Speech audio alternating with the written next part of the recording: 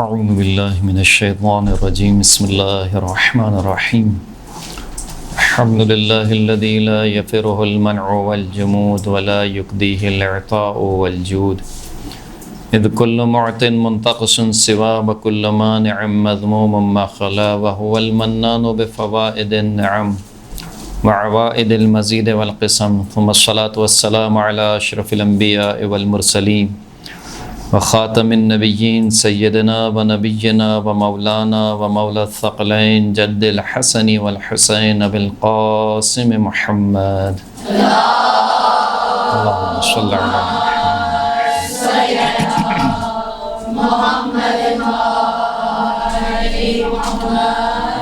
وعلى آلہ الطیبین الطاہرین المعصومین المنتجبین المنتخبین المیامین الذین اذهب اللہ عنہم الرجس وطہرہم تطہیرا اللہم صلی علی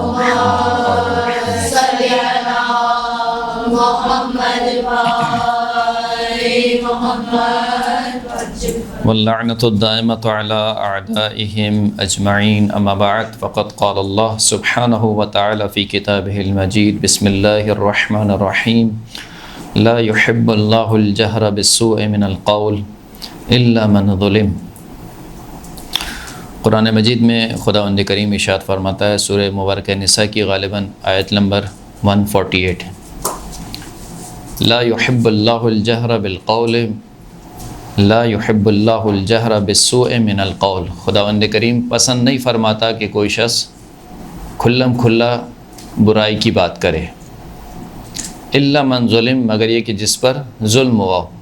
جس شخص پر ظلم ہوا ہے وہ اپنے ظلم کو بیان کر سکتا ہے تاکہ اس کی دادخواہی کی جائے، یا ظالم کی مذمت کی جائے، وہ اپنے ظلم کو بیان کر سکتا ہے۔ عزاداری سید الشہداء اسی آیت کے ذیل میں ہے، یعنی ہم جو یہ عزاداری برپا کرتے ہیں، مجالس برپا کرتے ہیں، مصائب پڑھتے ہیں، نوحہ کرتے ہیں، اور جتنے بھی مراسم عزاداری کو ہم انجام دیتے ہیں وہ اسی قول کے ذیل میں ہیں کہ خداوند کریم پسند نہیں فرماتا کہ کوئی شخص کھلم کھلا برائی کی بات کرے یا کسی کو برا بھلا کہے، الا من ظلم، مگر یہ کہ جس کے اوپر ظلم ہوا ہو۔ جس طریقے سے سیرت ائمہ اطہار بھی یہی رہی ہے، جس طریقے سے جب لٹا ہوا قافلہ کوفے میں پہنچا تو دیکھا کہ کوفے والے رو رہے ہیں۔ جناب عابد بیمار سید الساجدین جب کوفے والوں کو دیکھا تو کہا کہ تم لوگ رو رہے ہو، بس تمہارے علاوہ ہمیں کس نے قتل کیا۔ اسی طریقے سے جملہ منسوب ہے جناب بی بی زینب سلام اللہ علیہ سے کہ جب انہوں نے دیکھا کہ خواتین رو رہی ہیں تو کہا کہ یہ بتاؤ کہ کیا تمہارے مردوں کے علاوہ اور کسی نے ہمیں قتل کیا۔ اور اسی طریقے سے یہ جملہ غالباً جناب ام کلثوم سے بھی منسوب ہے۔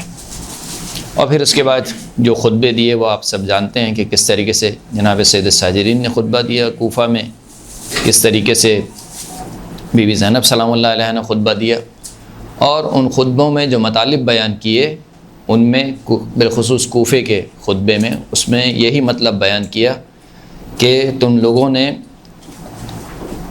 غداری کی، وفا نہیں کیا، یعنی اپنے عہد سے وفا نہیں کیا، اور آج تم گریہ کر رہے ہو، کل تک تم ہی لوگ تھے جو ان کو بلانے والے تھے، خط لکھنے والے تھے، تم نے اپنی ذمہ داری کو پورا نہیں کیا۔ اور اسی طریقے کی بات امام زین العابدین نے اپنے خطبے میں کی، بلکہ جو خطبہ شروع کیا اس کی ابتدا ہی مصائب سے تھی۔ جو شخص مجھے جانتا ہے وہ مجھے جانتا ہے، جو شخص مجھے نہیں جانتا وہ جان لے کہ میں اس کا بیٹا ہوں کہ جس کو فرات کے کنارے بغیر کسی جرم اور خطا کے قتل کر دیا گیا۔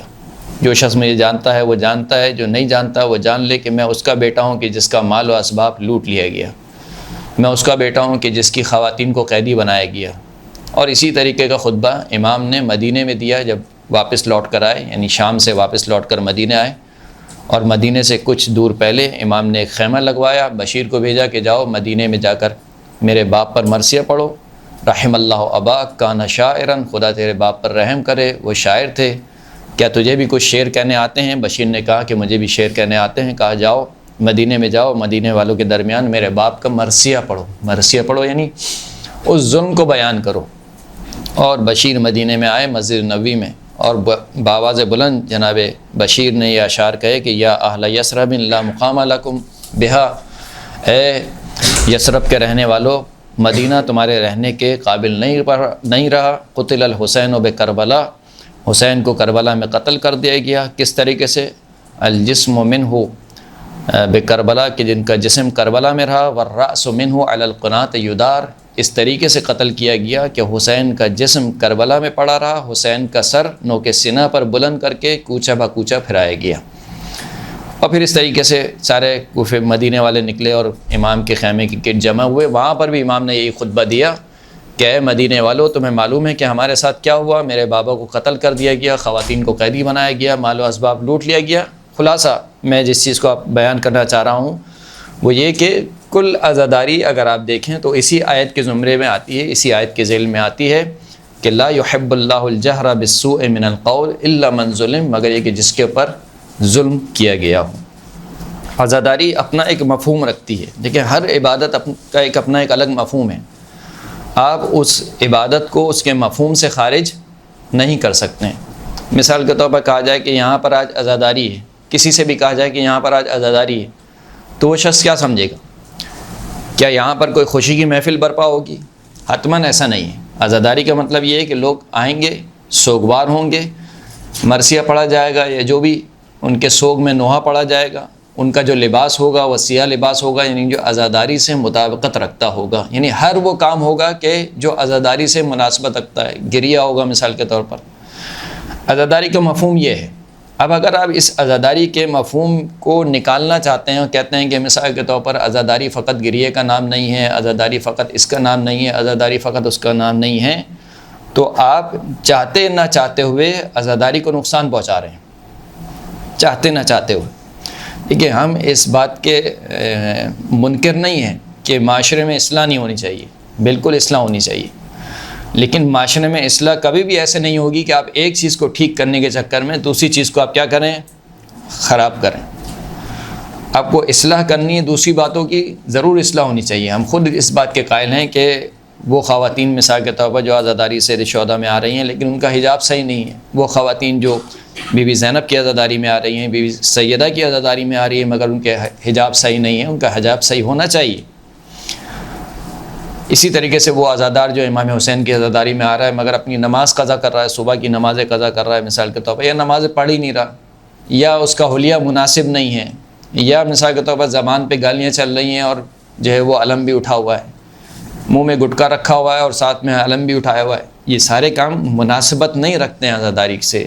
یہ بات اپنی جگہ بالکل درست ہے، یہ اصلاح ہونی چاہیے ان تمام باتوں کی، مگر جو عزاداری کا اپنا مفہوم ہے آپ کو اس کو برقرار رکھنا پڑے گا، اس لیے کہ اگر آپ نے اس کے مفہوم کو خارج کر دیا، بالخصوص اگر آپ نے گریہ کو چھین لیا، عزاداری سے آپ نے گریہ کو کیا کیا؟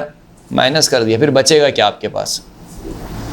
عزاداری میں سب سے اہم رکن گریہ ہے، نوحہ اور مرثیہ اور ماتم یہ سب بات کی بات ہے، سب سے اہم رکن، یعنی امام معصومین علیہ السلام نے عزاداری میں جس چیز پر سب سے زیادہ زور دیا ہے وہ گریہ ہے۔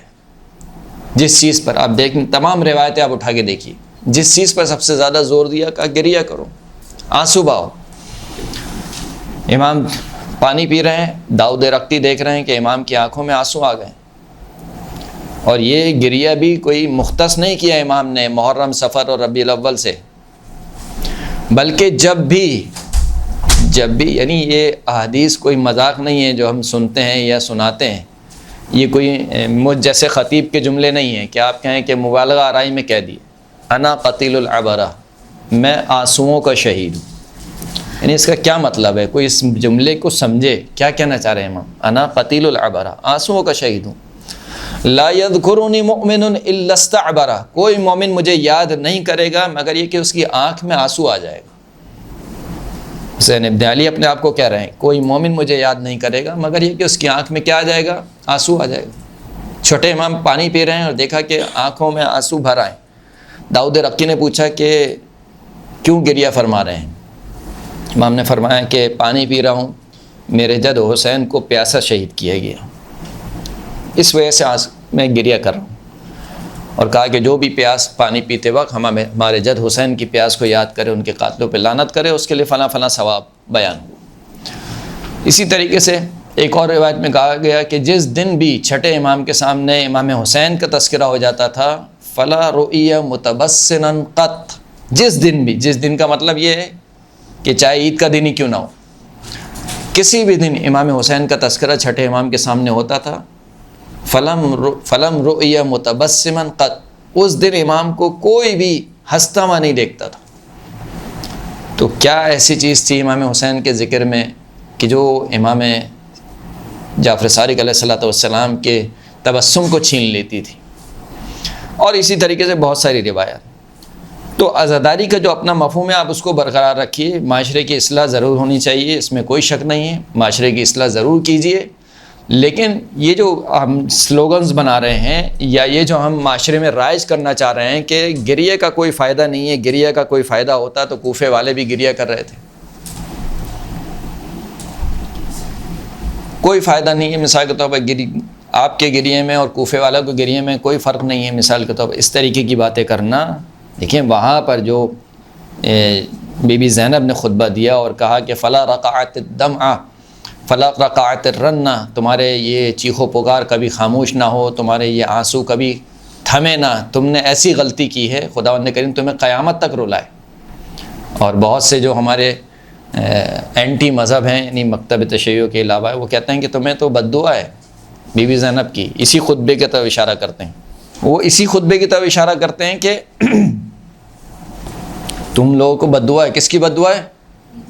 بی بی زینب کی بد دعا ہے، انہوں نے بد دعا دی تھی تم کو، تم کوفے والوں، تم شیعہ ہو، اس وقت کے کوفے والے بھی شیعہ تھے، اور تم لوگوں نے امام حسین کو بلایا، امام حسین کی وفاداری نہیں کی، ان کو قتل کر دیا، اور اب جو تم عزاداری کرتے ہو گویا کس کی بد دعا ہے؟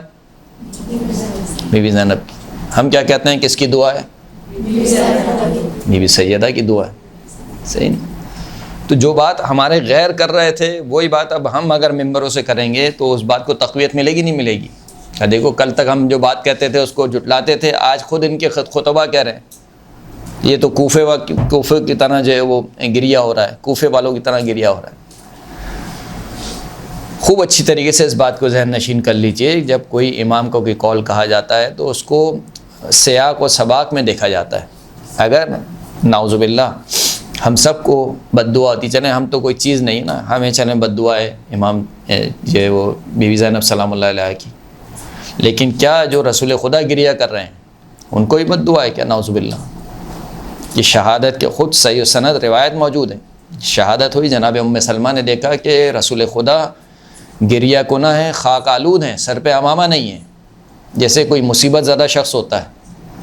اور یہ گریہ کب کر رہے ہیں؟ یہ گریہ شہادت کے بعد سے نہیں کر رہے ہیں، شہادت بلکہ ولادت کے دن سے بھی پہلے امام حسین پر گریہ ہو رہا ہے۔ خود ولادت والے دن خود روایت موجود ہے، اہل سنت کی روایت موجود ہے کہ جب سرکار سید الشہداء کی ولادت ہوئی تو دیکھا گیا کہ اللہ کے رسول گریہ کر رہے ہیں۔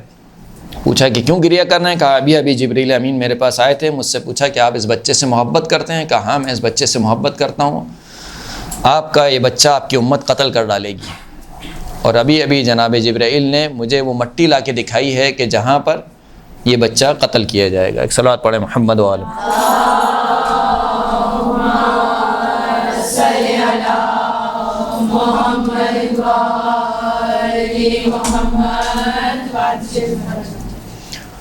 تو اللہ کے رسول اسی وقت گریہ کر رہے ہیں، کس وقت؟ ابھی ولادت ہوئی ہے، ابھی شہادت نہیں ہوئی، ابھی امام حسین کی ولادت ہوئی ہے، اس وقت گریہ کر رہے ہیں۔ پھر اس کے بعد تمام پنجتن کے جتنے افراد ہیں ان سب نے گریہ کیا ہے، یعنی بی بی سیدہ نے گریہ کیا، امام علی نے گریہ کیا، امام حسن نے گریہ کیا۔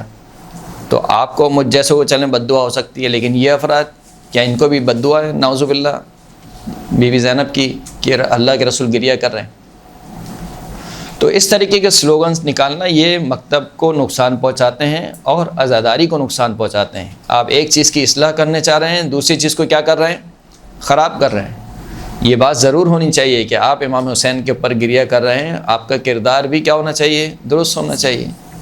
آپ بی بی زینب پر گریہ کر رہی ہیں، بلکہ گریہ کے ذریعے سے آپ کو مزید اس کو قریب کرنا چاہیے، کس سے؟ اہل بیت اطہار سے، کہ خداوند کریم نے جو آپ کو محبت دی ہے۔ دیکھیں گریہ انسان کسی کے لیے بھی ایسے ہی آنسو نہیں نکالتا ہے، کسی کے لیے بھی انسان ایسے ہی گریہ نہیں کرتا. ایک محبت ہوتی ہے انسان کے دل میں کہ جس کو ٹھیس پہنچتی ہے، جس کی وجہ سے آنسو نکلتے ہیں، گریہ ہوتا ہے.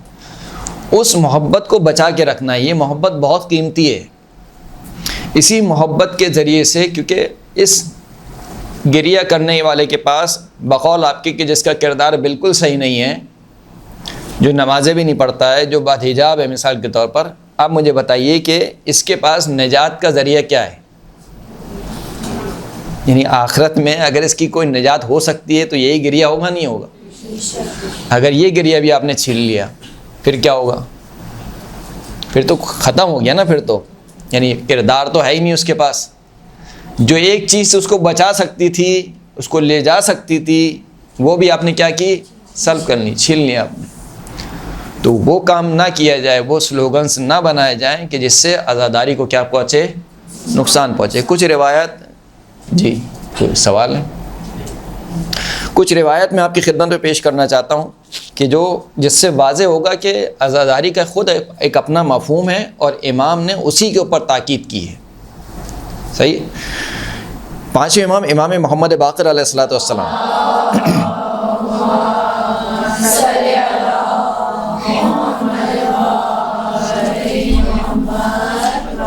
فرماتے ہیں کہ من زار الحسین یوم عاشوراء حتی یظل عنده باکیا لقی اللہ عز وجل یوم القیامت بثواب الف الف حجۃ و الف الف عمرۃ و الف الف غزوۃ. جو شخص بھی عاشور کے دن امام حسین کی زیارت کرے، یہ صحیح سند روایت ہے، عاشور کے دن امام حسین کی زیارت کرے یہاں تک کہ امام حسین کے پاس ہی رہے، یعنی حرم میں ہی رہے.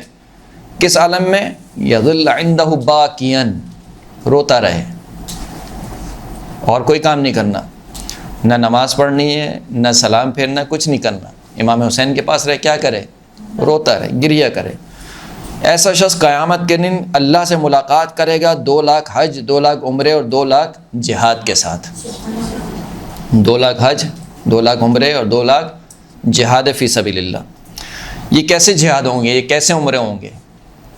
ثواب کل حجۃ و عمرۃ و غزوۃ کا ثواب من حج و اعتمر و غزا مع رسول اللہ و مع الائمۃ الراشدین صلوات اللہ علیہم. ان میں سے ہر حج کا ثواب، ہر عمرے کا ثواب، ہر جہاد فی سبیل اللہ کا ثواب، گویا ایسے کہ خود رسول اللہ کے ساتھ اور ائمہ اطہار کے ساتھ حج انجام دیا ہو، رسول اللہ کے ساتھ اور ائمہ اطہار کے ساتھ عمرہ انجام دیا ہو، رسول اللہ کے ساتھ اور ائمہ اطہار کے ساتھ جہاد کیا ہو. ایسے 2 لاکھ حج، ایسے 2 لاکھ عمرے، ایسے 2 لاکھ جہاد کہ جو اللہ کے رسول اور ائمہ اطہار کے ساتھ یہ سارے کام کیے ہوں. اب جو راوی خبر ہے جس کا نام مالک ہے، وہ کہتا ہے قلت جعلت فداک، میں آپ پر فدا ہو جاؤں. فما لمن کان فی بعد البلاد واقاصیها، اس شخص کے لیے کیا ثواب ہے جو کربلا میں موجود نہیں ہے. یعنی سب تو حاضر نہیں ہو سکتے ہیں، ظاہر سی بات ہے. تو جو شخص کربلا میں موجود نہیں ہے عاشور کے دن، اس کے لیے کیا ثواب ہے؟ ولم یمکن المصیر الیہ فی ذلک الیوم، اس کے لیے ممکن نہیں ہے کہ عاشور کے دن جائے کربلا امام حسین کی زیارت کے لیے. امام نے فرمایا کہ اذا کان ذلک الیوم، جب یہ دن آ جائے، عاشور کا دن آ جائے. دیکھیں ایک مومن کی حالت کیا ہونی چاہیے. جب ایک مومن کا دن جب عاشور کا دن آ جائے، برز الی الصحراء او صعد سطحا مرتفعا، تو عاشور والے دن اس کو کیا کرنا چاہیے کہ کسی صحرا کی طرف نکل جائے یا اپنے مکان کی چھت کے اوپر چلے جائے. فی دارہ واوما الیہ السلام، اور اشارے سے امام کی طرف سلام کا اشارہ کرے، جس سے ہم سلام پڑھتے ہیں نماز کے آخر میں، انگلی کا اشارہ کرتے ہیں شہادت کی انگلی سے، اس طریقے سے اشارہ کرے سلام کا. واجتہد علی قاتلہ بالدعاء، اور عاشور والے دن کیا کرے کہ بہت زیادہ امام حسین کے قاتلوں پر بد دعا کرے، یعنی لعن کرے، اللہم لعن قتلۃ الحسین و اصحابہ. وصلی بعدہ رکعتین، اس کے بعد 2 رکعت نماز پڑھے. یفعل ذلک فی صدر النہار، اور یہ کام وہ کب کرے؟ جب دن چڑھ چکا ہو، زوال سے کچھ دیر پہلے. اب اس کے بعد کیا کرے؟ ثم یندب الحسین، پھر ندبہ کرے. ندبہ کسے کہتے ہیں؟ یعنی زور سے گریہ اور نعرہ و زاری کرنا، بآواز بلند جسے کہتے ہیں نالہ و زاری کرنا، اس کو کہتے ہیں ندبہ. ثم یندب الحسین، پھر حسین پر کیا کرے؟ گریہ کرے. ویبکی، اور روئے. دیکھیں مصائب کے باب میں گریہ تو ہے ہی، بکا تو ہے ہی، بکا کے علاوہ جو الفاظ استعمال ہوئے ہیں ان میں سے ایک لفظ جزا کا ہے، ایک لفظ ویل کا ہے، ایک لفظ ندبے کا ہے۔ ندبہ یعنی بلند آواز سے انسان گریہ کرنا، ایک لفظ صیحہ کا ہے، اللہم ارحم تلک الصیحۃ التی لنا، خداوند کریم چھٹے امام سجدے میں ہیں، دعا کر رہے ہیں، پروردگار اس چیخ و پکار پر رحم فرما جو ہمارے لیے ہو، یعنی گریہ و بکا میں مصائب میں جو چیخ نکلے عزادار کی وہ ہمارے لیے، خداوند کریم اس چیخ و پکار پر رحم فرما۔ ایک ہے جزا، جزا کا مطلب کیا ہے؟ جزا کا مطلب فقط گریہ نہیں ہے، جیسے کہ مسمع بن کردین سے امام نے ارشاد فرمایا، مسمع بن کردین بصرہ کا رہنے والا تھا، اس سے امام نے کہا کہ تم اہل عراق میں سے ہو، یہ بتاؤ کہ کیا ہمارے جد حسین کی زیارت کے لیے جاتے ہو؟ تو اس نے کہا کہ مولا میں بصرہ میں رہتا ہوں، اور بصرہ میں ایک مشہور شخصیت ہوں، یعنی لوگ مجھے جانتے ہیں، اور جو بصرہ کا والی ہے وہ میری ٹو میں ہے کہ اس کی کوئی بات بھی پتہ چلے اور وہ میرے خلاف ایکشن لے گا۔ کہا اچھا۔ پھر اس کے بعد امام نے اس کو جملہ کہا، افما تذکر ما صنع بہ، کیا تم یاد نہیں کرتے ہو جو ہمارے جد حسین کے ساتھ کیا گیا؟ اب اس میں پوری کربلا ہے، یعنی پورے مصائب ہیں اس میں۔ کیا تم یاد نہیں کرتے ہو کہ حسین کس طریقے سے علی اصغر کے لیے پانی مانگ رہے تھے؟ کیا تم یاد نہیں کرتے ہو کہ حسین نے کس طریقے سے علی اکبر کا لاشا اٹھایا؟ کیا تم یاد نہیں کرتے ہو کہ کس طریقے سے اون و محمد کے لاشیں اٹھائے گئے؟ کیا تم یاد نہیں کرتے ہو کہ کس طریقے سے قاسم کا لاشا پامال ہوا؟ کیا تم یاد نہیں کرتے ہو کس طریقے سے شام غریبہ میں خیموں کو آگ لگائی گئی؟ یہ تمام پوری کربلا اس جملے میں آ گئی۔ اس نے کہا کہ مولا کیوں نہیں، میں یاد کرتا ہوں۔ کہا اچھا فتجزع، اب یہ نہیں کہا کہ یاد کرنے کے بعد بکا کرتے ہو نہیں کرتے ہو، گریہ کرتے ہو نہیں کرتے، فتجزع، تجزع کا مطلب کیا ہوتا ہے؟ جزا کرتے ہو نہیں کرتے۔ جزا کا مطلب کیا ہوتا ہے؟ جزا کا مطلب اگر آپ نے دیکھا ہو، اگر کسی کے ہاں خدا نخواستہ کسی جوان لڑکے کی موت ہو جائے تو اس کی ماں کی حالت کیا ہوتی ہے، اس کے باپ کی حالت کیا ہوتی ہے؟ وہ فقط گریہ نہیں کرتے ہیں، وہ کبھی دائیں طرف گرتا ہے، کبھی بائیں طرف گرتا ہے، کبھی سر پر ہاتھ مارتا ہے، کبھی زانوں پر ہاتھ مارتا ہے، کبھی سینے پر ہاتھ مارتا ہے۔ اس حالت کو جزا کہا جاتا ہے۔ جزا یہ فقط گریہ نہیں ہے۔ گریہ کیا ہے؟ کونے میں بیٹھ کے گریہ کرنا۔ افتجزع، تم جب یاد کرتے ہو حسین کو تو جزا کرتے ہو نہیں کرتے ہو، یعنی فقط گریہ نہیں کرنا ہے، بلکہ کیا اپنے رخساروں کو پیٹتے ہو نہیں پیٹتے ہو، اپنے زانوں پر ہاتھ مارتے ہو نہیں مارتے ہو؟ اس نے کہا کیوں نہیں مولا، میں اس قدر گریہ کرتا ہوں، اس قدر یاد کرتا ہوں، یہاں تک کہ میں کھانا نہیں کھاتا ہوں اور اس گریہ کے آثار میرے چہرے سے ظاہر ہو جاتے ہیں اور میرے گھر والے ان آثار کو دیکھتے ہیں۔ تو ان مصائب کے باب میں فقط گریہ نہیں ہے، اور بہت ساری چیزیں۔ امام نے فرمایا کہ دیکھو جب یہ سارا کام کر لو، ثم لینdu بالحسین، امام حسین پر ندبہ کرو، ویبکیہ، امام حسین پر گریہ کرو، ویأمر من فی دارہ بالبکاء علیہ، ویأمر من فی دارہ، جو شخص بھی تمہارے گھر میں تمہارے ساتھ ہے، گھر والوں کو حکم دو کہ وہ حسین پر گریہ کریں۔ یہی عزاداری ہے یا نہیں ہے، یا اس کے علاوہ کچھ اور ہے؟ امام کہہ سکتے تھے کہ گریہ کا کوئی فائدہ نہیں ہے جب تک فنا چیز نہ ہو۔ یہاں پر کہیں پر بھی ایسی چیز ذکر نہیں ہو رہی ہے۔ عزاداری خود مطلوب ہے۔ یہ الگ بات ہے کہ ہر عبادت کا ایک ہدف اور ایک مقصد ہے، ہم اس کا انکار نہیں کرتے ہیں۔ جیسے قرآن مجید میں کہا کہ نماز کیا کرتی ہے؟ ان الصلاۃ تنہی عن الفحشاء والمنکر، نماز بری باتوں سے اور منکر باتوں سے انسان کو بچاتی ہے، درست؟ لیکن یہ نماز خود مطلوب ہے یا نہیں ہے؟ یعنی انسان یہ کہے کہ بس صحیح ہے، اب میں تو بری باتوں سے بچا ہوا ہوں، مجھے رکوع اور سجود کرنے کی کیا ضرورت ہے؟ کوئی یہ کہہ سکتا ہے؟ جب تک رکوع سجدہ نہیں کرے گا نماز ہوگی یا نہیں ہوگی؟ نماز نہیں ہوگی، یعنی بظاہر میں اس کو ظاہری افعال انجام دینے، کیونکہ یہ خود مطلوب ہیں۔ قیام مطلوب ہے، رکوع مطلوب ہے، سجود مطلوب ہے، اذکار مطلوب ہیں، تشہد، یہ سب مطلوب ہے۔ ہاں ان سے ایک اور چیز مطلوب ہے، وہ کیا ہے؟ تنہا عن الفحشاء والمنکر، وہ ایک الگ بات ہے۔ اسی طریقے سے گریہ اور عزاداری، اس کے سارے مراسم مطلوب ہیں، شرعاً مطلوب ہے۔ آپ یہ نہیں کہہ سکتے کہ یہ اس وجہ سے ہے، اگر اس وجہ سے ہے تو ثواب ہے ورنہ ثواب نہیں ہے۔ وہ آپ کے ہاتھ میں تو رجسٹر نہیں دیا خداوند کریم نے، یا آپ کو تو متولی نہیں بنایا کہ دیکھو اس عزادار کا ثواب لکھو اور اس کا نہیں لکھو۔ یہ کس کا کام ہے؟ تو خداوند کریم کا کام ہے. ثواب ملے گا نہیں ملے گا کون بتائے گا؟ وہ بتائے گا جو اس کی بارگاہ سے متصل ہیں، وہ بتائیں گے کہ اس کا ثواب کیا ہے، گریے کا ثواب کیا ہے، مثال کے طور پر جزا کرنے کا ثواب کیا ہے، ندوہ پڑھنے کا ثواب کیا ہے. یہ سب کے سب ثواب بتانے والے کون ہیں؟ وہ افراد جو اس کی بارگاہ سے متصل ہیں. تو کہا کہ بس ندبہ کرو، حسین پر گریہ کرو. جو شخص بھی تمہارے گھر میں ہو اس کو حکم دو کہ وہ امام حسین پر کیا کرے؟ گریہ کرے. وَيُقِيمُ فِي دَارِهِ مُصِيبَتَهُ، اپنے گھر میں امام حسین کی مصیبت اقامہ کرے. اقامہ کرنے سے کیا مطلب ہے؟ جیسے آپ کہتے ہیں نماز قائم کرو، یعنی نماز برپا کرو، یعنی باقاعدہ مراسم برپا کرو، باقاعدہ مجلس برپا کرو جس میں کیا پڑھا جائے؟ مصائب. کس کے مصائب؟ امام حسین کے مصائب پڑھے جائیں، نہ یہ کہ اپنے باپ داداؤں کے مصائب پڑھے جائیں. یہ تو نہیں کہا امام نے. حتیٰ دوسرے ائمہ کو بھی شامل نہیں کیا. کیا امام علی مظلوم نہیں ہے؟ کہ جناب سیدہ مظلوم نہیں ہے؟ کیا امام حسن مجتبی مظلوم نہیں ہے؟ لیکن کہا کہ جب عاشور کا دن آ جائے کیا کرو؟ اپنے گھر میں مجلس برپا کرو اور مصیبت پڑھو. کس کی؟ امام حسین.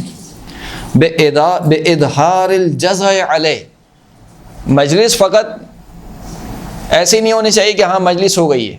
لیکن ایک ہمارے معاشرے کا مسئلہ یہ ہے کہ ایک ایسا مریض ہے آئی سی یو میں جس کے بدن کے جہاں حصے پہ رکھو وہیں پہ درد ہو رہا ہے. یہ مطلب پہنچا یا نہیں پہنچا؟ ایک ایسا مریض جو آئی سی یو میں ہے اور اس کے بدن پہ جس حصے پہ آپ ہاتھ رکھو وہیں پر کیا ہے؟ اس کے درد ہے. یعنی ہمارا معاشرہ ایسا ہو چکا ہے بلا مبالغہ. اب ہوتا کیا ہے؟ خواتین کی مجلس برپا ہوئی یا مثال کے طور پر مردوں کی مجلس برپا ہوئی، سب کچھ ہوا. مجلس کے بعد کیا ہوا؟ کھانا ہو گیا. اب کھانے کے بعد انسان کبھی اپنے مرنے والے کے کھانے پر بھی ایسے ٹھٹے مار کے نہیں ہنستا ہے. یعنی میں معذرت کے ساتھ یہ کہنا چاہتا ہوں جو باتیں نظر آ رہی ہیں ہمارے معاشرے میں، یہ کیوں ہو رہا ہے؟ یہ اسی وجہ سے ہو رہا ہے کہ ہم پہنچ ہی نہیں پا رہے ہیں کہ کس کی عزاداری ہے. ہم کس کی عزاداری میں آئے ہیں؟ کس کی عزاداری ہم نے برپا کی ہے؟ کس کی مجلس ہم نے ابھی مجلس ختم ہوئی ہے، زیادہ دیر نہیں ہوئی ہے، اور اتنی جلدی ہمارا غم ہماری خوشی میں تبدیل ہو جائے گا کہ ہم ٹھٹے مار کے ہنسیں گے، ہم دوسروں کی غیبت کریں گے، ہم فلاں کریں گے، مجلس کے تبرک میں کیڑے نکالیں گے. یہ کام تم نے صحیح نہیں کیا، یہ بھی کر لیتی.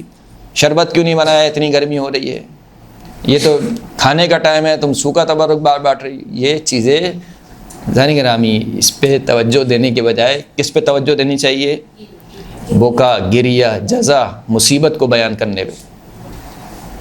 یہ بھی ایک خرافات ہیں، کیا کیا بیان کرے انسان. یقیم فی دارہ مصیبتہ، اپنے گھر میں امام حسین کی مصیبت اقامہ کرے. بے اظہار الجزا، جزا کا اظہار کرے.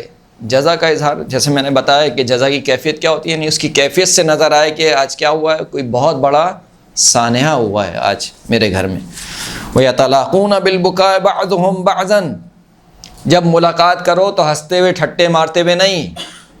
یتلاقون، آپس میں ملاقات کرو گریے کے ساتھ. جیسے آپ جاتے ہیں کسی کے گھر، کسی کی میت ہو جائے تو کیا آپ ہنستے ہوئے ملتے ہیں اس کے بچے سے؟ ہنستے ہوئے ملتے ہیں اس کے ماں باپ سے؟ نہیں، گریے کے ساتھ ملتے ہیں، اس کو تسلی دیتے ہیں. کہ اس طریقے سے گریے کے ساتھ آپس میں کیا کرو؟ ملاقات کرو. گریہ کرو بے مصاب الحسین، امام حسین کی مصیبت پر.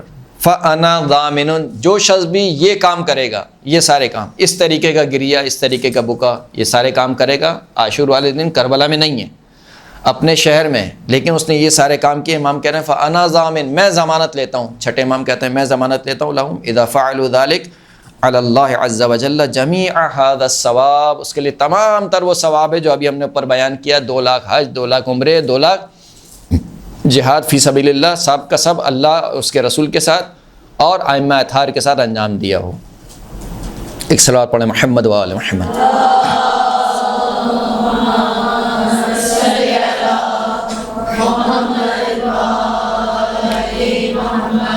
یہاں تک کہ جو راوی ہے مالک، اس کو بھی یقین نہیں آیا تو اس نے دوبارہ سوال کیا جعلت فداک انت الضامن، میں آپ پر فدا ہو جاؤں، کہ آپ ضمانت لیتے ہیں اگر یہ سارے کام کیے جائیں تو ان کو یہ سارا ثواب ملے گا؟ قال انا الضامن، امام نے دوبارہ کہا کہ میں ضمانت لیتا ہوں.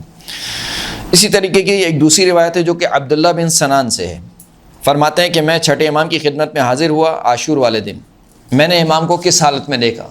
فَأَلْقَيْتُهُ كَاسِفَ اللَّوْنِ، میں نے امام کو دیکھا کہ امام کے چہرے کا رنگ اڑا ہوا ہے، ظاہر الحزن، امام پر حزن کی حالت کیا ہے؟ بالکل ظاہر ہے، وَدُمُوعُهُ تَنْحَدِرُ مِنْ عَيْنَيْهِ كَاللُّؤْلُؤِ الْمُتَسَاقِطِ، امام کے آنسو امام کی آنکھوں سے ایسے نکل رہے ہیں جیسے موتی جھڑ رہے ہوں۔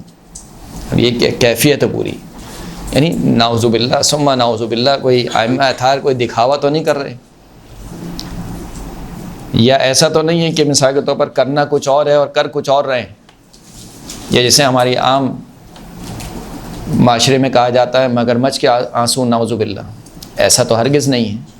اس کا مطلب یہ کہ یہ حالت خود مطلوب ہے، امام چاہتے ہیں کہ اس طریقے کی تمہاری حالت ہو، آنکھوں سے آنسو نکل رہے ہیں موتیوں کی طرح۔ فقلت یا ابن رسول اللہ مما بکاؤک، بس میں نے چھٹے امام سے فرمایا کہ اے فرزند رسول آپ کیوں گریہ کر رہے ہیں؟ لا ابقى اللہ عینیک، خداوند کریم آپ کے آنکھوں کو گریہ میں مبتلا نہ کرے۔ امام نے مجھ سے فرمایا کہ اوافی غفلت انت، کیا تم غفلت میں ہو، غافل ہو؟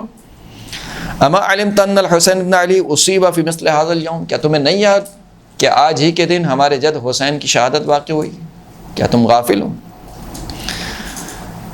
عبداللہ بن سالان کہتے ہیں کہ بس میں نے امام سے پوچھا کہ آج کے دن روزہ رکھنے کے بارے میں آپ کی کیا رائے ہے؟ امام نے فرمایا کہ صمہ من غیر تثبیت من غیر تبییت وافطرہ من غیر تشمیت، روزہ رکھو مگر یہ کہ جس طریقے سے روزہ ہوتا ہے، یعنی ماہ مبارک رمضان کا روزہ ہوتا ہے اس طریقے سے نہیں بلکہ فاقہ رکھو۔ میں یہ پوچھنا چاہ رہی تھی یہ جو کیفیت ہے یہ صرف عاشور کے دن کے لیے ہے یا اس کے بعد بھی؟ جب بھی، یہ تو یہ روایتیں ہیں تو فقط عاشور کے دن والی ہیں، لیکن ایسا نہیں ہے کہ ہاں اس کے بعد والی کم از کم گریہ آنا چاہیے، جیسے کہ کہا کہ لا یذکرونی مؤمن الا استعبر، کوئی مومن مجھے یاد نہیں کرتا۔ اب کوئی یاد نہیں کرنے میں کبھی بھی یاد آ سکتی ہے امام حسین کی، پوری کیفیت جو نہیں یہ والی کیفیت عاشور کے دن والی ہے، جی عاشور کے دن والی۔ وافطرہ من غیر تشمید، روزہ رکھو مگر یہ کہ جس طریقے سے ماہ مبارک رمضان کا روزہ ہوتا ہے کہ اس میں ہم سحری کھاتے ہیں اور افطار کرتے ہیں، افطار اور سحری کے بغیر یعنی جو ہم فاقہ شکنی اس طریقے سے ہمارے یہاں ہوتی ہے۔ ولا تجعلہ یوم صومہ کملا، اور اس کو پورے روزے کا دن قرار نہ دو۔ ولیکن افطارک بعد صلاۃ العصر، تمہارا افطار عصر کے بعد ہو، یعنی جس سے ہمارے یہاں فاقہ شکنی ہوتی ہے عصر کے بعد۔ بساعۃ علی شربۃ من ماء، اور افطار کس چیز پر ہو، فاقہ شکنی کس چیز پر ہو، حلیم پر ہو یا کس چیز پر ہو، کیا کھانا پسند کریں گے؟ یعنی عجیب حالت ہے آج کل لوگوں کی، عجیب حالت ہے۔ میں آپ کو کربلا کی بات بتا رہا ہوں، کربلا میں عاشور کے دن ہوٹل میں آ کے ایک بندہ یہ پوچھ رہا ہے کہ آج فلاں کھانا کیوں نہیں لگا؟ یعنی انسان کو مر نہیں جانا چاہیے؟ تمہیں اتنی شرم نہیں ہے؟ تم کربلا میں موجود ہو عاشور کے دن، اور اس دن تم پوچھ رہے ہو کہ فلاں کھانا نہیں لگا ہے۔ اللہ اکبر۔ کہا کہ شربۃ من ماء، پانی کے ایک جو ہے وہ ایک گلاس سے اپنا جو فاقہ ہے وہ کھولو۔ فإنه في مثل ذلك الوقت من ذلك اليوم تجلت الحجاب عن آل الرسول، کیونکہ یہی وہ وقت ہے کہ جس وقت ہمارے جد حسین کی شہادت واقع ہوئی اور جس وقت جو ہے وہ جنگ کے بادل چھٹ گئے اور امام حسین کے لشکر پر 30,000 کا لشکر سوار ہوا جس نے ہمارے جد کو قتل کیا۔ وفی الارض منہم 30 صریعا، اور یہی وہ وقت ہے کہ جس وقت امام حسین کے ساتھ ان کے 30 اور افراد یعنی خاندان والے، ان سب کے لاشیں زمین کربلا پر بے گور و کفن پڑے ہوئے تھے۔ یعز علی رسول اللہ مصرعہم، یہ مقتل اللہ کے رسول پر بہت گراں ہیں۔ وَلَوْ كَانَ فِي الدُّنْيَا يَوْمَئِذٍ، اگر اس وقت اللہ کے رسول دنیا میں ہوتے، لَكَانَ صَلَوَاتُ اللَّهِ عَلَيْهِ وَآلِهِ وَالْمُعَزَّ بِهِمْ، اگر وہ اس وقت دنیا میں ہوتے تو خود اللہ کے رسول تعزیت میں مبتلا ہوتے اور ان کو تعزیت پیش کی جاتی اور وہ امام حسین کی تعزیت قبول کرتے۔ وَبَكَى، یہ کہنے کے بعد امام رونے لگے۔ حتی ظلت لحیتہ بدموع، یہاں تک کہ امام کی پوری ریش مبارک امام کے آنسوؤں سے گریے میں مبتلا ہو گئی۔ ثم قال، اس کے بعد کہا، ان اللہ عز وجل لما خلق النور خلق اللہ یوم جمعہ۔ اب یہاں سے چھوڑ دیتے ہیں، روایت تو لانی ہے، میں صرف اس حصے کو بیان کر رہا ہوں جو ہمارے مطلب کو پہنچانے والی ہے۔ پھر فرمایا کہ یا عبداللہ ابن سنان، اے سنان کے بیٹے، ان افضل ما تأتی به فی هذا اليوم ان تعمد الى ثياب طاہرہ، اس دن عاشور والے دن جو سب سے افضل چیز تم کر سکتے ہو وہ یہ کہ پاک و پاکیزہ لباس پہنو.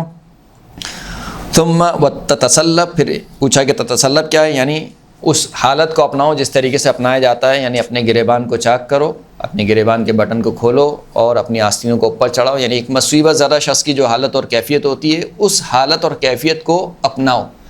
اب کوئی یہ نہیں کہہ سکتا کہ یہ تو فقط ایک کیفیت ہے، امام اس کے ذریعے سے کچھ اور چاہ رہے تھے. یہی کیفیت مطلوب ہے آپ سے، نفس سے یہی کیفیت کیا ہے مطلوب ہے کہ آپ کی حالت اس طریقے سے ہونی چاہیے. البتہ یہ مردوں کے لیے کہیئت اصحاب المصائب، اس طریقے سے حیت اختیار کرو جس طریقے سے مصیبت زدہ کوئی شخص کی کیفیت اور حیت ہوتی ہے. ثم تخرج الى الارض المقفرہ، پھر دور دراز علاقے میں نکل جاؤ. پھر اس کے بعد امام نے پورا فرمایا کہ 2 رکعت نماز پڑھو، سارے کام کرو. اور پھر اس کے بعد امام فرماتے ہیں کہ فتمثل لنفسک مصرعہ، یہ سارے کام انجام دینے کے بعد گویا پوری کربلا کو اپنی آنکھوں کے سامنے لاؤ.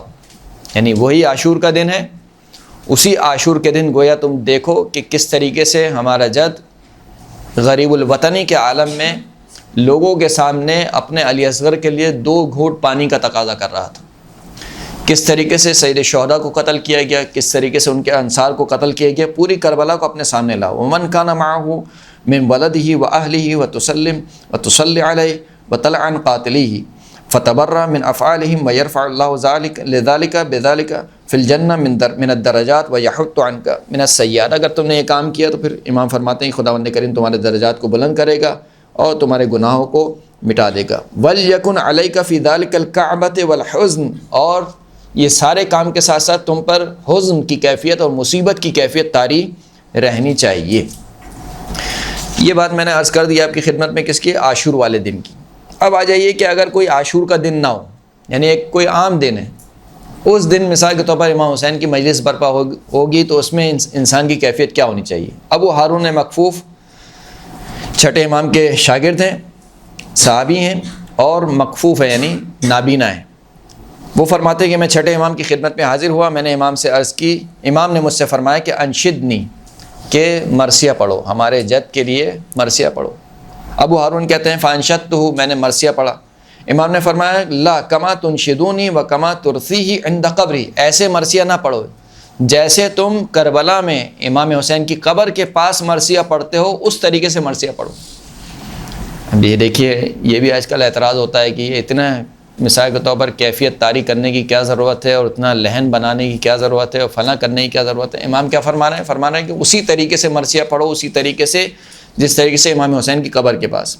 اب مرثیہ پڑھا، مرثیے میں یہ اشعار پڑھے ابو ہارون نے، امرر علی جدث الحسین فقل لأعظمہ الزکیہ، کہ جب امام حسین کے لاشے سے کے پاس سے گزرو تو ان کی جو ہڈیاں ہیں ان کی بابرکت ہڈیوں سے یہ کہا کہ یہ اتنا شعر کہنا تھا. امام رونے لگے اور روتے روتے گرلیا امام کے گلوگیر ہو گیا، یعنی امام کچھ کہنے کے قابل نہ رہے. پھر امام نے کہا کہ اور مزید پڑھو، مزید اشعار پڑھے.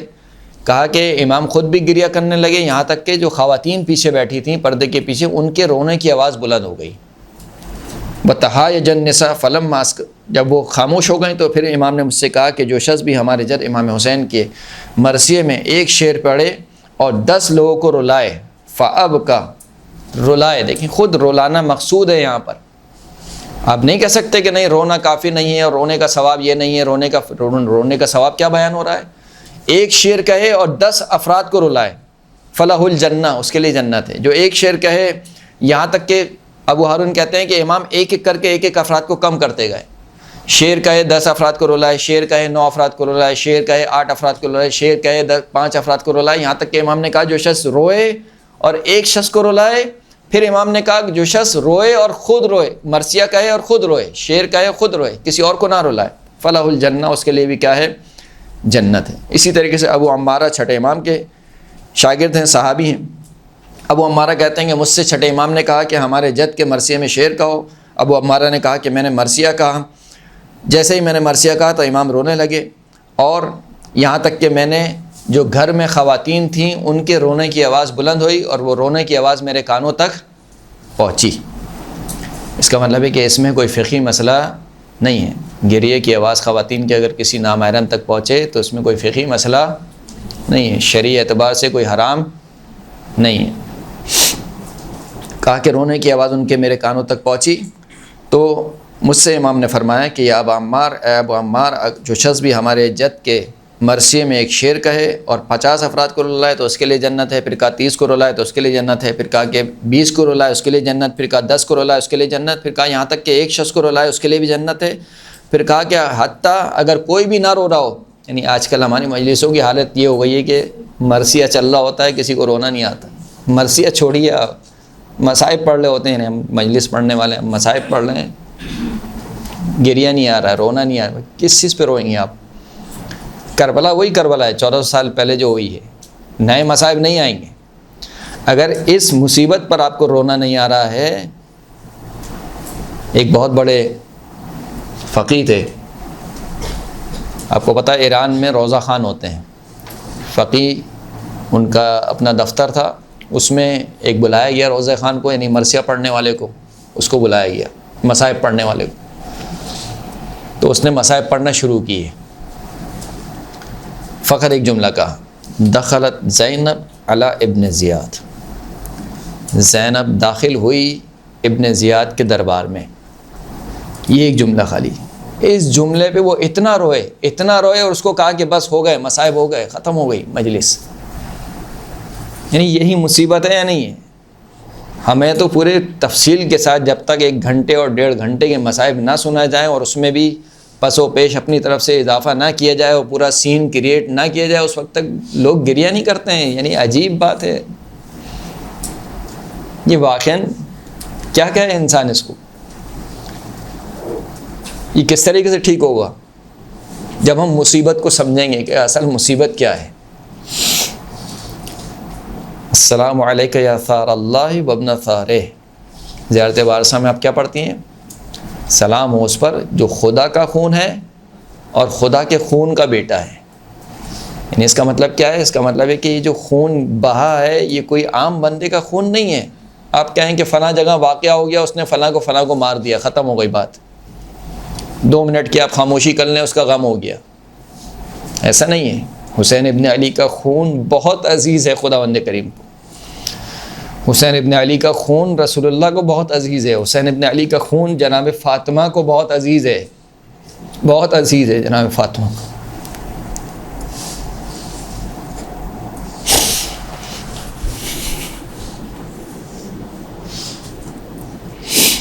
صلوات پڑھیں محمد۔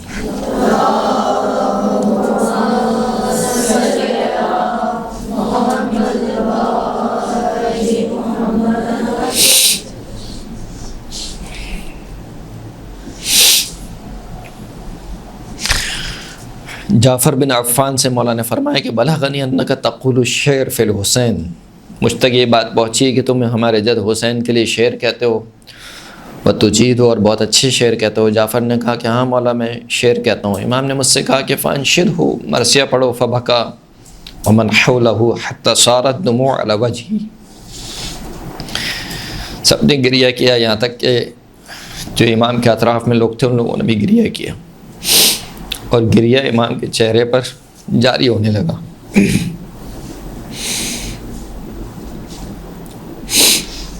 امام نے فرمایا کہ یا جعفر واللہ لقد شہدت ملائکۃ اللہ المقربون ہاں ہونا، خدا کی قسم اللہ کے مقرب فرشتے یہاں پر بیٹھے ہوئے تمہارے اشعار کو سن رہے تھے، اس گریے کو دیکھ رہے تھے۔ یسمعون قولک فی الحسین، جو حسین کے مرثیے میں تم اشعار پڑھ رہے تھے فرشتے ان کو سن رہے تھے۔ وَلَقَدْ بَكَوْا كَمَا بَكَيْنَا، فرشتے بھی ایسی گریہ کر رہے تھے جیسے ہم نے گریہ کیا، او اکثر یا اس سے بھی کہیں زیادہ امام نے گریہ کیا۔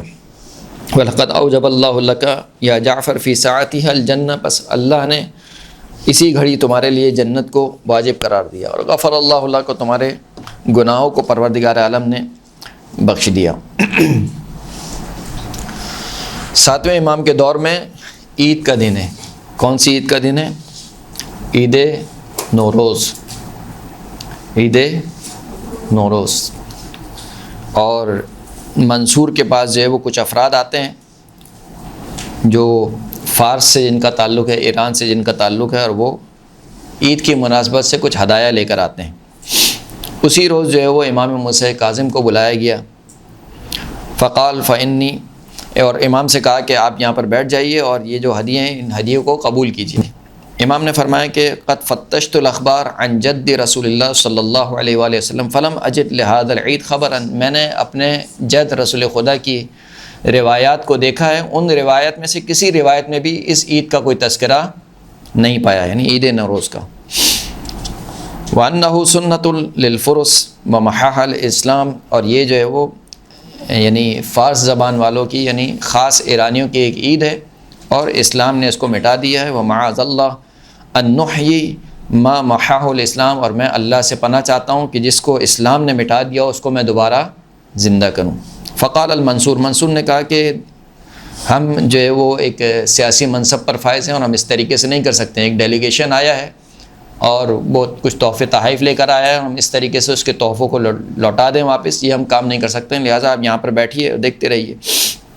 امام برابر میں بیٹھ گئے، یہاں تک کہ بہت سے جو ہے وہ بادشاہ اور بہت سے وزراء داخل ہوئے، سب کے سب جو ہے وہ تحفے تحائف لے کر آئے، اور جو خادم منصور تھا وہ تحفے تحائف کو قبول کر رہا تھا، یہاں کے تک کہ آخر میں ایک شخص آیا جو بہت بوڑھا تھا۔ فدخل فی آخر الناس رجل شیخ کبیر السن، بہت بوڑھا شخص داخل ہوا، وہ آیا امام کے پاس، امام کی خدمت میں، ساتویں امام کی خدمت میں، کہا یا ابن بنت رسول اللہ، اے رسول اللہ کی بیٹی کے بیٹے، انی رجل صعلوک لا مال لی، میں بہت غریب آدمی ہوں، کوئی مال نہیں ہے جو میں تحفے میں آپ کو دوں، لیکن اتحفک بثلاثۃ ابیات، لیکن میں آج کے دن تحفے میں 3 اشعار لے کر آیا ہوں جو میں نے آپ کے جد امام حسین کے مرثیے میں کہے ہیں، 3 اشعار، وہ 3 اشعار اس نے پڑھے۔ پھر اس کے بعد امام نے اس سے فرمایا، ساتویں امام نے اس سے فرمایا قبلت ہدیتک، میں نے تیرے اس ہدیے کو کیا کیا، قبول کر لیا۔ اس سے بڑھ کر اور کیا ہوگا؟ ہم اتنی عزاداری کرتے ہیں، اتنے مرثیے پڑھتے ہیں، اتنی مجالس پڑھتے ہیں، اور امام ہمارے سامنے بیٹھ کے یہ کہیں کہ میں نے تمہارے پرسے کو قبول کیا، تمہارے مرثیے کو قبول کیا، کہا کہ میں نے تمہارے ہدیے کو قبول کر لیا، اجلس بارک اللہ فیک، یہیں پر بیٹھ جاؤ، اللہ تمہیں برکت دے۔ پھر اس کے بعد امام نے اپنا سر اٹھایا، خادم کی طرف دیکھا اور کہا کہ جاؤ منصور دوانکی کے پاس جاؤ اور اس کے پاس جتنے بھی ہدایہ اور مال وغیرہ ہیں جو وہ ہمیں دینا چاہتا ہے وہ لے کر آؤ۔ چلا گیا خادم، دوبارہ لوٹا اور تمام کے تمام ہدیے اور تحائف جو آئے ہوئے تھے ان کے ساتھ دوبارہ آیا۔ پھر اس کے بعد کہا کہ فقال للشیخ اقبض جمیع هذا المال فهو هبۃ منی لک، یہ سارا کا سارا مال تم لے لو۔ اس شیخ سے کہا جس نے 3 اشعار پڑھے تھے، یہ سارا کا سارا اشعار، یہ سارے کا سارا مال میری طرف سے تمہارے لیے کیا ہے، ہدیہ ہے۔ دیبل خزائی، دیبل خزائی کہتے ہیں کہ محرم کے ایام چل رہے تھے، میں 8ویں امام کی خدمت میں حاضر ہوا، اب یہ عاشور کی بات نہیں ہے، محرم کے ایام چل رہے ہیں، امام کی خدمت میں حاضر ہوا، میں نے دیکھا کہ امام بہت ہی غمزدہ اور مصیبت زدہ حالت میں اپنے اصحاب کے درمیان بیٹھے ہوئے ہیں۔ جب امام نے میری طرف دیکھا تو مجھ سے کہا کہ مرحبا بکا یا دیبل، اے دیبل تمہیں خوش آمدید، مرحبا بناصرنا بیدہ ولسانہ، ہمارے اس مددگار کو خوش آمدید جو ہماری مدد کرتا ہے اپنی زبان سے بھی اور اپنے ہاتھ سے بھی۔ پھر اس کے بعد محفل میں میرے لیے جگہ بنائی اور اس کے بعد کہا کہ یہاں پر تم بیٹھ جاؤ، اور پھر اس کے بعد فرمایا کہ یا دیبل احب ان تنشدنی شعرا، دیبل میں چاہتا ہوں کہ تم کچھ اشعار کہو، فإن هذه الأيام ایام حزن، یہ جو ایام ہیں یہ ایام کون سے ہیں، حزن والے ایام ہیں۔ کہ آج کل ایک اور سلوگن بھی چل رہا ہے نا ہمارے یہاں کہ مرثیے کو گریے سے باہر نکالیے، اشعار کو کس سے باہر نکالیے، گریے سے۔ اب امام کیا کہہ رہے ہیں؟ امام کہہ رہے ہیں کہ اشعار پڑھو کہ یہ جو ایام ہیں یہ ایام ہم اہل بیت اطہار کے حزن کے ایام ہیں، اور جو ہمارے دشمن ہیں ان کے خوشی کے ایام ہیں، جو کہ بنی امیہ کے افراد ہیں ان کے لیے خوشی کے ایام ہیں، ہمارے لیے مصیبت کے ایام ہیں، کچھ اشعار پڑھو۔ دیبل نے کہا کہ یا دیبل من بکا و ابکا علی مصابنا ولو واحدا، اے دیبل جو شخص بھی گریہ کرے اور رلائے، خود بھی روئے اور دوسرے کو رلائے، کسی ایک شخص کو بھی رلائے، ولو واحدا، اگرچہ کہ وہ ایک ہی شخص کیوں نہ ہو، یعنی مجلس ہونے کے لیے مجمع ضروری نہیں ہے، مجلس ہو گئی، آپ نے امام حسین کو یاد کیا، آنکھوں میں آنسو آ گئے، مجلس ہو گئی، شب جمعہ اپنے گھر والوں کو جمع کیا، تھوڑی سی آپ نے مصیبت پڑھی امام حسین کی، اشعار پڑھے، نوحہ پڑھا، مرثیہ پڑھا، یہ ہو گئی، مجلس ہو گئی۔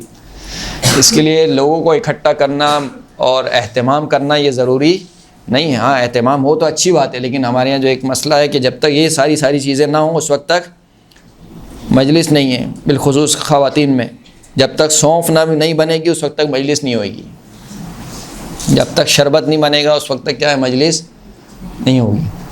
یہ ساری چیزیں ہم ڈال رہے ہیں، اپنے لیے خود مصیبت پیدا کر رہے ہیں. یہ جو گریہ نکلتا جا رہا ہے مجلس سے، رونا نہیں آ رہا ہے مجلس سے، یہ سب انہی چیزوں کی وجہ سے. جو گریہ ہم سے چھیننا جا رہا ہے اس کی وجہ یہی کہ دوسری چیزوں پہ زیادہ اہمیت ہے. جو اصل چیز ہے مجلس، اس کے اوپر اہمیت نہیں ہے. خوب کہا کہ اگر ایک شخص کو بھی رلائے تو اس کے لیے کیا ہے، اس کا اجر خداوند کریم کے پر ہے. یا دیبل من ذرفت عیناہ علی مصابنا، اے دیبل جس کی آنکھیں بھی ہماری مصیبت میں بھر آئیں. وبکا لما اصابنا من اعدائنا، اور روئے اس وجہ سے کہ جو ہمارے دشمنوں کی طرف سے ہم پر مصیبت پہنچی. حشر اللہ معنا فی زمرتنا، خداوند کریم اسے ہمارے ساتھ ہمارے زمرے میں محشور کرے گا. یہ چھوٹا ثواب ہے، یہ چھوٹا ثواب ہے. کیا آپ کہیں کہ مجلس میں عزاداری میں سب سے کم ثواب گریے کا ہے؟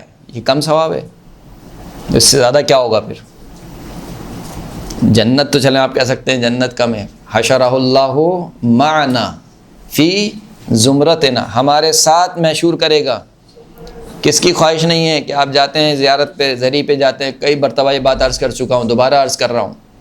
آپ جاتے ہیں حرم میں داخل ہوتے ہیں، حرم میں داخل ہونے کے بعد آپ دور سے کہتے ہیں السلام علیکم یا ابا عبداللہ، یہ آپ کی زیارت ہو گئی ہے. لیکن آپ دیکھتے ہیں رش ہے، لیکن اس کے باوجود آپ چاہتے ہیں کیا ہو، قریب ہو، زری سے بالکل کیا ہو جائیں، متصل ہو جائیں بالکل. کیوں؟ کیونکہ محبت ہے امام حسین سے. تو وہاں جنت میں بھی تو ایسا ہوگا نہیں ہوگا، کسی کو امام حسین کے بالکل برابر میں جگہ ملے گی. کسی کو ہفتے میں ایک بار زیارت کا شرف حاصل ہوگا، کسی کو دن میں ایک بار زیارت کا شرف حاصل ہوگا، کسی کو سالوں میں ایک بار زیارت کا شرف حاصل ہوگا. تو ہم میں سے کون نہیں چاہتا کہ حسین کے جوار میں رہے؟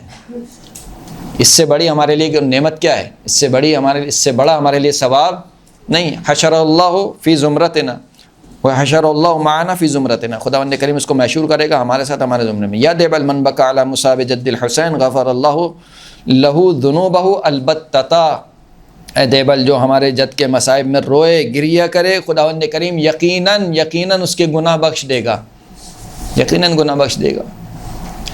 اب ان روایتوں کو بجائے یہ کہ ان روایتوں کو صحیح طریقے سے بیان کیا جائے، ان روایتوں کا الٹا مطلب نکال لیا جاتا ہے. کیسے ہو سکتا ہے کہ ایک شخص جو ہے پورے سال جو ہے وہ گناہوں میں مبتلا رہے اور محرم میں جو ہے وہ 2 مہینے 8 دن آ کر امام حسین پر ایک آنسو بہا لے گناہ معاف ہو جائیں گے اس کے؟ یہ روایتیں یہ کہنا چاہ رہی ہیں کہ آپ پوری شریعت کو چھوڑ دیجئے، سب کچھ چھوڑ دیجئے، یہ کہنا چاہ رہی ہے یہ روایت کہ آپ کو نہ نماز سے کوئی سروکار ہو، نہ روزے سے کوئی سروکار ہو، کسی چیز سے کوئی سروکار نہ ہو، لیکن آپ فقط امام حسین پر گریہ کر لیں؟ یہ روایتیں یہ کہنا چاہ رہی ہیں؟ یہ روایتیں ہرگز یہ نہیں کہنا چاہ رہی ہیں، ہرگز یہ روایتیں یہ نہیں کہنا چاہ رہی ہیں. یہ روایتیں فقط یہ کہنا چاہ رہی ہیں کہ گناہوں کے بخشوانے کا ایک سبب کیا ہے؟ گریہ ہے. گریہ کس پر؟ امام حسین پر. جس طریقے سے توبہ کے بارے میں روایت ہیں گی، جس طریقے کی شفاعت کے بارے میں روایت، اب وہاں پر آپ اشکال نہیں کرتے ہیں کہ کس طریقے سے ہو سکتا ہے کہ بندہ جو ہے وہ پورا گناہ کرے، دن بھر گناہ کرے، رات میں آ کے فقط خدا سے کہے استغفر اللہ، میں توبہ کرتا ہوں، اور پھر دوبارہ جب دن شروع ہو تو دوبارہ وہی گناہ کرے. آیا ان روایتوں کے معنی یہ ہیں؟ ان روایتوں کے معنی یہ نہیں ہیں. فرمایا کہ دیبل جو شخص ہمارے جد پر گریہ کرے، خداوند کریم اس کے گناہوں کو کیا کر دے گا؟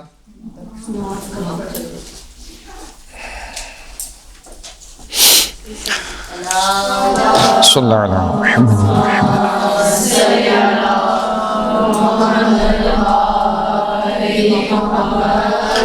اس کے بعد پھر روایت کہتی ہے ثم انہ نہض، پھر اس کے بعد امام کھڑے ہوئے، وضرب سترا بیننا و بین حرمہ، اور امام نے ایک پردہ لٹکا دیا ہمارے اور اپنے حرم کے درمیان، یعنی ایک پردے کے پیچھے کچھ خواتین کو بٹھایا اور مرد جو ہے وہ اس پردے کے آگے بیٹھ گئے.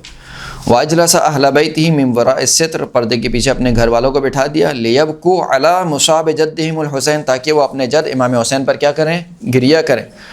ثم التفت الیہ، پھر امام میری طرف ملتفت ہوئے، کہا یا دیبل ارث الحسین، اے دیبل ہمارے جد حسین کا مرثیہ پڑھو، فانت ناصرنا و مادحنا، تم ہمارے مددگار ہو، ہمارے مدح کرنے والے ہو، ما دمت حیا، جب تک تم زندہ ہو، فلا تقصر عن نصرنا ما استطعت، پس ہماری نصرت سے ہاتھ نہ کھینچنا جب تک تم ہماری نصرت کر سکتے ہو۔ دیبل کہتے ہیں کہ فاستعبرت، جب میں نے امام سے یہ الفاظ سنے تو میں گریے میں مبتلا ہوا، یہاں تک کہ میرا گریہ میرے رخسار پر جاری ہونے لگا اور میں نے اشعار کہے۔ اب یہ پورا ایک مرثیہ ہے جو کہ جناب دیبل نے کہا ہے، مرثیہ تائیہ بھی اس کو کہا جاتا ہے۔ کچھ اشعار میں آپ کی خدمت میں پیش کر دوں۔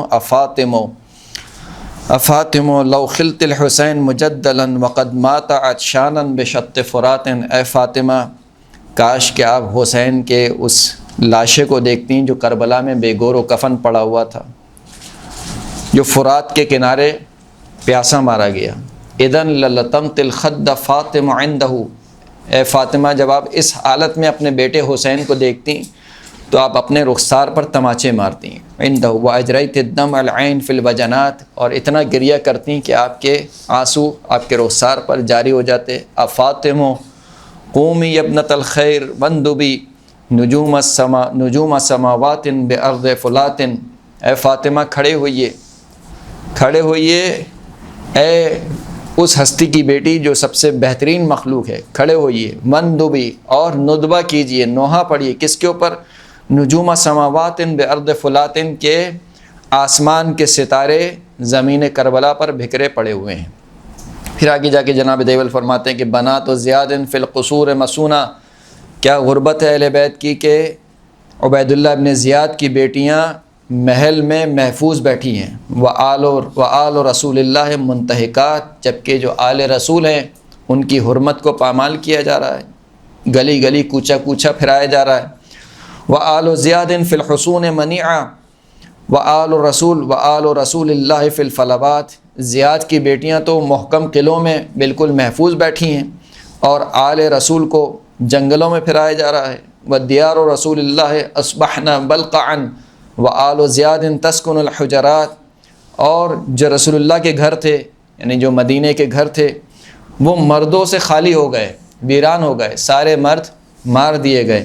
وآل زیاد تسکن الحجرات، جبکہ جو عبید اللہ ابن زیاد کی آل ہے وہ بالکل اپنے حجروں میں سکون کے ساتھ بیٹھی ہوئی ہے۔ وآل رسول اللہ نحف جسومہم وآل زیاد غلد القصرات، آل رسول کے جسم نحیف ہو چکے ہیں، ان کے بچوں کو کھانا نہیں دیا جاتا ہے، یہاں تک کہ زندان میں جب چوتھے امام نے دیکھا کہ بی بی زینب بیٹھ کر نماز پڑھ رہی ہیں تو سوال پوچھا کہ پھوپھی اماں آج بیٹھ کر نماز پڑھ رہی ہیں؟ جواب ملا کہ جو کھانا یہ دربان بان دیتے ہیں وہ پورا نہیں ہوتا، لہٰذا میں اپنا کھانا بھی بچوں کو کھلا دیتی ہوں، لیکن اب تیری پھوپھی میں اتنی طاقت نہیں رہی کہ کھڑے ہو کر نماز پڑھے۔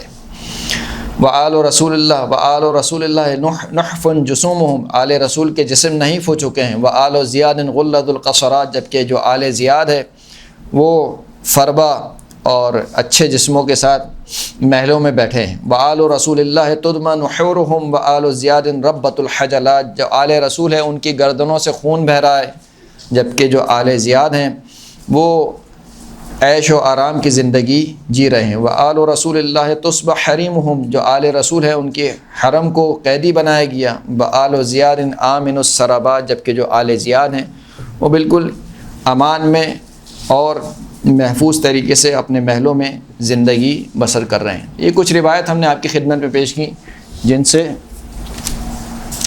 ہم نے آپ کی خدمت میں عرض کیا کہ عزاداری کا جو اصل مفہوم ہے وہ گریہ ہے، اور ایک گریے کی کیفیت کو اپنے پر طاری کرنا، مصیبت کی کیفیت کو اپنے پر طاری کرنا، یہ اصل عزاداری کا مفہوم ہے۔ اس کے علاوہ اگر آپ کہیں اور لے کر جانا چاہیں گے اس چیز کو تو پھر اس کا مطلب یہ کہ آپ بھول جائیے کہ مصائب پر کوئی گریہ کرے گا، یعنی یہاں تک بھی نوبت پہنچ سکتی ہے کہ عاشور کے دن کوئی چھٹیاں گھومنے چلے جائے اور کہے کہ غم تو فقط دل میں ہونا چاہیے۔ جیسے آج کل مثال کے طور پر عورتیں کہتی ہیں کہ پردہ کس کا ہے؟ پردہ آنکھوں کا ہے، پردہ دل کا ہے، مثال کے طور پر دل پاک ہونا چاہیے، دل صاف ہونا چاہیے۔ تو کوئی بعید نہیں ہے نوبت یہاں تک پہنچ جائے کہ ہم لوگ بھی کیا کریں، عاشور اور 9 محرم اور 10 محرم کو چلے جائیں گھومنے اور کہیں کہ غم کا ہونا چاہیے، ہمارے غم دل میں بہت غم ہے ہمارے لیے، بس باقی کالے کپڑے پہننا کون سا ضروری ہے؟ یہ باتیں بھی سننے کو ملتی ہیں۔ سوال کیا کہ اشعار میں اکثر غیر حقیقی واقعات کا بھی بیان کر دیا جاتا ہے، کیا صرف رلانے کے لیے ایسے اشعار کا پڑھنا درست ہے؟ دیکھیں، غیر حقیقی ایک مرتبہ یہ کہ جھوٹ بولنا وہ تو درست نہیں ہے کسی بھی صورت میں، یا ایسی بات امام سے منسوب کرنا جو امام نے نہ کہی ہو، لیکن زبان حال کو بیان کرنے میں کوئی حرج نہیں ہے۔ زبان حال مطلب اس کیفیت کو بیان کرنا، یعنی مثال کے طور پر ایک شخص مسیحا پڑھے اور اس طریقے سے کہے کہ اگر جناب سیدہ نے اپنے بیٹے کا لاشا دیکھا ہوتا تو ان کی کیفیت کیا ہوتی۔ اب اس میں وہ زبان حال کو بیان کر رہا ہے کہ جناب بیوی نے اپنے بال کھولے ہوں گے، بیوی نے چہرے پر تماچے مارے ہوں گے، مثال کے طور پر بیوی نے خاک کربلا کو اٹھا کر اپنے سر پر ڈالا ہوگا، یہ ایک کیفیت ہے، یہ زبان حال ہے، اس کو بیان کرنے میں کوئی مسئلہ نہیں ہے۔ لیکن آپ یہ کہیں کہ یہ فلاں روایت میں آیا ہے، یعنی یہ جو کچھ میں بیان کر رہا ہوں یہ فلاں روایت میں چھٹے امام نے ایسے بیان کیا ہے، یہ حرام ہے۔ حتیٰ اگر روزے کے عالم میں کریں گے روزہ کیا ہو جائے گا؟ باطل ہو جائے گا۔ ایک جھوٹی بات آپ منسوب کریں گے کس سے؟ امام سے، تو یہ کام نہیں کر سکتے۔ لیکن زبان حال کو بیان کرنے میں کوئی حرج نہیں، کیونکہ کربلا کے جو اکثر واقعات ہیں ان میں کیفیت بیان نہیں ہوئی ہے۔ اکثر واقعات میں یعنی جو مقتل ہم تک پہنچا ہے اس میں کیفیت بیان نہیں ہوئی۔ مثال کے طور پر کہا کہ جناب علی اکبر آئے اور انہوں نے اجازت مانگی، اپنے باپ سے اجازت مانگی کہ میں جانا چاہتا ہوں، فأذن اللہ، فوراً سے اجازت دے دی، فوراً سے کیا کیا؟